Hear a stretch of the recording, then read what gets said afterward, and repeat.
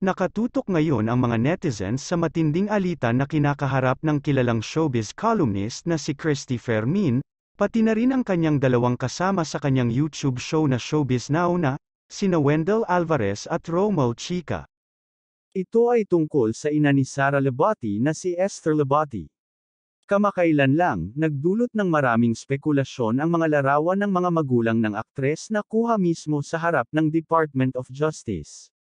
Maraming netizens ang naniwala na ang dating asawa nitong si Richard Gutierrez ang may kinalaman sa mga reklamo ng mga magulang ng aktres at sa usapin ng kustodiya ng kanilang anak na sina Zion at Kai.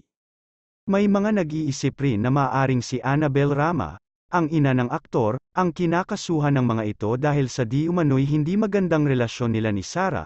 Ngunit, sa kabila ng mga akala, si Christy Fermin pala ang binigyan ng kaso ni Esther dahil sa kanyang mga salita at pagsisiwalat tungkol sa kanilang anak, na kinumpirma niya mismo sa kanyang pinakabagong online program.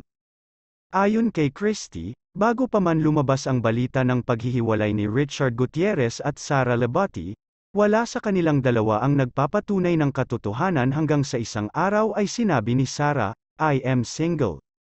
Pinaliwanag din ni Christy na sila ang kinakasuhan ng mag-asawang Abdel at Esther Lebati sa kasong cyber libel, at hindi na sila maglalabas ng iba pang mga detalye dahil ang kanilang mga abogado lamang ang nakakaalam ng mga ito. Inilahad rin niya ang iba pang mga kaso na kinakaharap nila ngayon tulad ng cyber libel, harassment, defamation, at unjust vexation.